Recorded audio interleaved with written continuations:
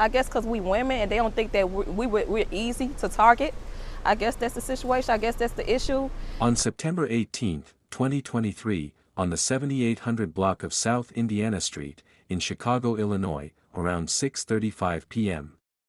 Sierra Jamison, a 30-year-old phlebotomist and mother to a 6-year-old boy, went to her garage to park her truck when she was met by 63-year-old Lawrence Boyle.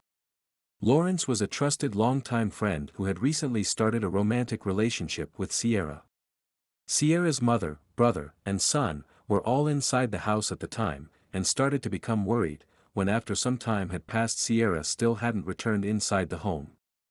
To make the situation even more concerning, she wasn't answering her phone. Sierra's brother then decided to go outside to the garage to check on her, and that's when he saw Lawrence closing the garage with Sierra's phone in his hand. When asked why he had her phone, he responded they had just got into an argument, and she threw her phone at him and proceeded to go to the store. Around 7:20 p.m. and still no word from Sierra, Sierra's mom decided to go into the garage, and that's when she made the brutal discovery of Sierra's lifeless body laying on the ground covered with a tarp. She immediately contacted the Chicago Police Department.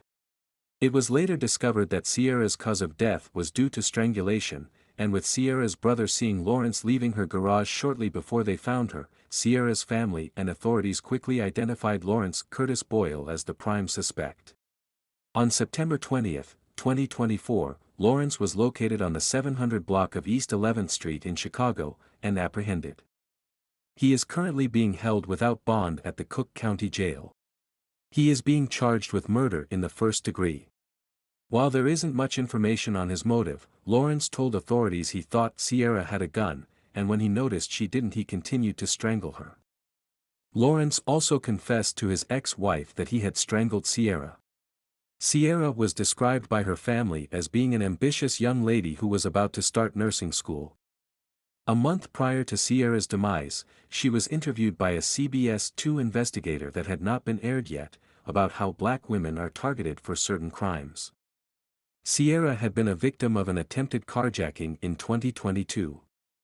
A man approached her with a knife and tried to steal her Jeep Wrangler. Sierra stated she wasn't giving something she worked so hard for up that easy, and especially not to a man with a knife. Sierra stated 2 bystanders who were both women helped her get away from the guy who tried to steal her truck. I would like to take the time out to say rest in peace to Sierra, such a young, beautiful, and courageous woman. I would also like to send my thoughts and prayer to her family, especially her son, who will now have to grow up without his mother. I pray you find peace one day, and go on to live a happy life. Details now about the murder of a Chicago mother. Prosecutors say she was killed by someone she knew well. The accused killer was in court today, so was our Suzanne Lemignot, and she's learning more about his violent past. Prosecutors say that the victim, Sierra Jamison, had known Lawrence Boyle for 10 years, and just a few weeks before she was murdered, they had started a romantic relationship. Jamison spoke with us back in August. Sierra Jamison was interviewed by the CBS 2 investigators about a story involving black women being targeted by criminals more often for certain crimes. She had been the victim of an attempted carjacking in 2022.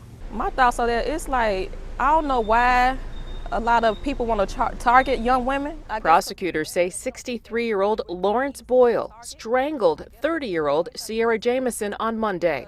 Jamison had gone to her garage to park her Jeep on the 7800 block of South Indiana. Prosecutors say Boyle was waiting inside. At first, the machine worker at a cup manufacturing plant said he thought Jamison had a gun. But when he realized she didn't, he continued to strangle her until she went limp. He took her cell phone, then covered her body with a green tarp. Prosecutors say Jamison's brother saw Boyle leaving the garage after she had parked her Jeep.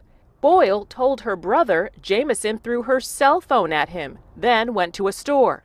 A short time later, Jamison's mother went to the garage and found her daughter under the tarp. The assistant state's attorney told the judge he used his 2 hands to suffocate the life out of someone he was in a dating relationship with.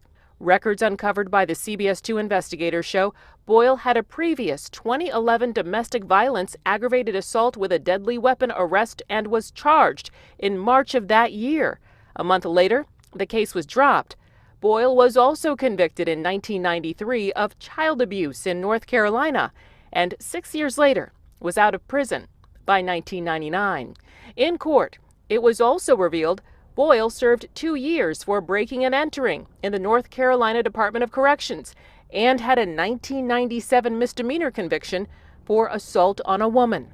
And now he's accused of a more heinous crime in Chicago, making Jamison's words from her interview with us last month so haunting.